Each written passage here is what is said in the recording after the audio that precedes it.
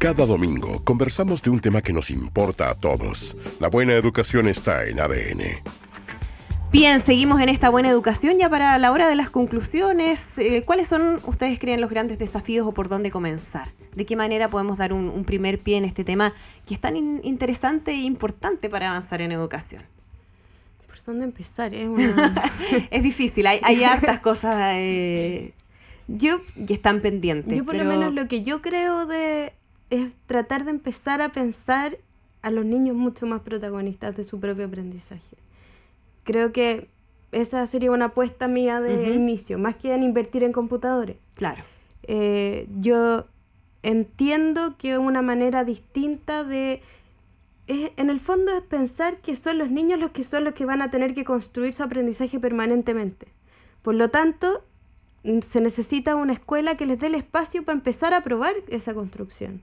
Porque tiene riesgo y es una construcción difícil de hacer si uno no la ha hecho nunca hasta que sale del colegio. La primera vez que uno tiene que inventar algo cuando sale del colegio. Y ahí se encuentra con un problema tremendo. Yo creo que esa para mí sería pensando en esto, en que no tenemos tantos recursos. Quizás la ley CEP ha hecho que muchos colegios inviertan en tecnología y tienen pizarras pero yo creo que es empezar a probar de a poco, pensando además que no son todos arriesgados, porque yo sé que hay profesores que lo hacen increíble, pero empezar a probar de a poco qué pasa si es que los estudiantes empiezan a ser más protagonistas. O sea, hay que ir un paso atrás al tema de la tecnología, dar vuelta a la manera de pensar las clases y después podemos seguir avanzando, porque si no, como ustedes decían, bueno, podemos llenar de pizarra electrónica, computadores, iPad y todo, pero la verdad es que si no se hace ese cambio es poco lo que, que se puede aprovechar. Y subiéndome un poco a lo que decía Carolina, lo que ha mostrado el SIM, CETIC y eso, en general los estudiantes aprenden a usar las tecnologías fuera del colegio. Y tienen acceso, los teléfonos inteligentes han sido impresionantes. En un país donde la penetración de los teléfonos inteligentes es increíble. Y entonces existen muchos recursos. La pregunta entonces es, si los recursos están disponibles, ¿por qué tenemos que hacer algo? Porque los profesores saben mucho qué se puede hacer con eso. Los profesores son los que le van a dar el pie de acceso ¿para qué les sirve eso? Son los que tienen que empezar a darle sentido a los aparatos. Y ese es un sentido que es un poco anterior, quizás, como tú decías, retroceder, devolverse. Para poder seguir avanzando. Porque las tecnologías están. Sí, me gustaba el concepto que utilizaba Néstor en el comienzo, en su introducción, de esta metacognición, de aprender a aprender, que es tan obvio, podríamos decir, es tan básico, pero que realmente uno a veces se pregunta si está siendo así. Es un tema bien complejo. Yo creo que muchas veces nos pasamos por alto un poco la opinión de los estudiantes. Ahí concuerdo mucho con Viviana. Creo que este paradigma educativo debe cambiar poniendo al centro al estudiante como primer paso, y también a los profesores con una disposición al error. Tenemos un sistema que castiga el error, y el error en sí mismo no es una mala experiencia. Es una buena experiencia porque cuando tú te equivocas puedes sacar muchas más conclusiones. Del error se aprende mucho, sí. Se aprende demasiado. Entonces, yo creo que uno de los grandes temas que tenemos que sacudirnos un poco en el mundo educativo es el temor a equivocarnos.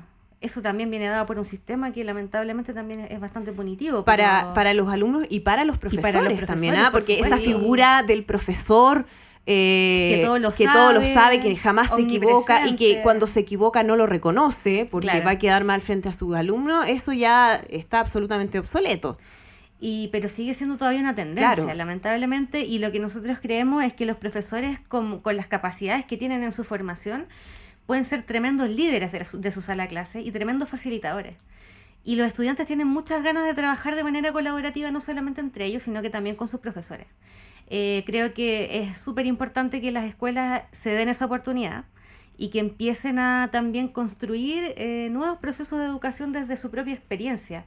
Muchas veces nos desgastamos mucho mirando modelos de afuera, siendo que las soluciones podrían estar dentro de nuestras propias capacidades y de nuestro propio quehacer.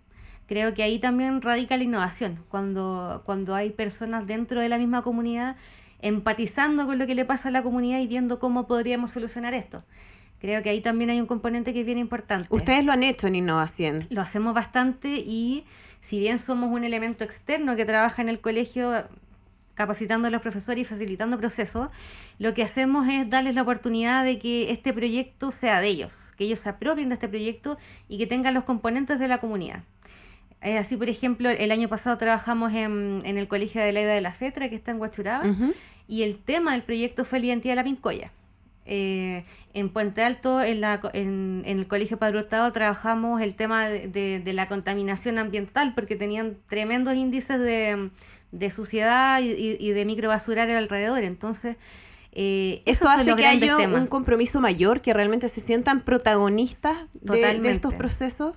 Totalmente, porque no es lo mismo inventar una entrevista, que es lo que, no sé, por ejemplo, un contenido de quinto básico de comunicación. Ajá. No es lo mismo inventar una entrevista ficticia para alguien ficticio que inventarla para una persona que es de tu comunidad y que te está contando cómo surge tu vida.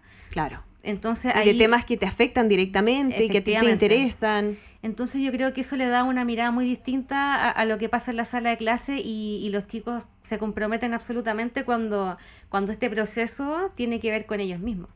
¿Y ustedes sienten que este tema ha sido tocado, por ejemplo, cuando se habla de reforma educacional, o todavía estamos muy lejos de aquello? Yo creo que el tema curricular todavía no... Todavía falta poner énfasis en eso. Yo creo que donde están las habilidades del siglo XXI en el currículum todavía es los transversales. Claro. Y hoy día han hecho algunas innovaciones y han hecho como un desagregado de los transversales. Pero como todos los profesores saben que uno no planifica con los transversales. Claro. Entonces dan los tonos. Se entiende que el tono es, ahora tenemos que empezar a pensar. O sea, lo que estamos hablando se ha dicho hace 20 años. Sí, no es nada nuevo, ¿no? Pero sí, yo creo que existe ya como en la conversación entre profesores que esto es relevante, que el sistema no está ayudando tanto en esta evaluación sistemática de los resultados. Pero sí, yo creo que se va avanzando de a poco hacia un profesor que pueda hacer más, que tenga más espacio. Totalmente. Yo creo que también las pequeñas experiencias dentro de una comunidad pueden ir contagiando a los otros miembros de la comunidad. El hecho de ver que uno de mis colegas se arriesga y puede implementar nuevas cosas que tienen buenos resultados, también me contagia a mí con un espíritu. Lo hemos visto, por ejemplo, en La Granja tenemos un colegio en el que empezamos a trabajar en el 2012, donde partimos proyectos de emprendimiento escolar, y ahora el colegio tiene una feria de emprendimiento y tiene una característica totalmente distinta de lo que se está haciendo ahí. Y eso tiene que ver porque estos profesores con los que trabajamos fueron capaces de contagiar un espíritu y trabajar en base a ciertos propósitos que tienen que ver también con el desarrollo de habilidades de los estudiantes, que van más allá de lo académico y que son tremendamente valiosos. Bien, pues tremenda experiencia, y se demuestra que sí se puede, cómo se puede hacer. Muchísimas gracias por acompañarnos en este programa de La Buena Educación. A Viviana Ochman, psicóloga, magíster en comunicación social; Carolina Rivera, directora ejecutiva de Fundación Innovación. Muchas gracias, muy interesante. Y nos comenzamos a despedir ya en esta Buena Educación en Radio ADN. Los vamos a dejar como siempre con música. Esto es Sarah Bareilles, Love Song. Que estén muy bien, buen domingo, chao. Head underwater and you tell me to breathe.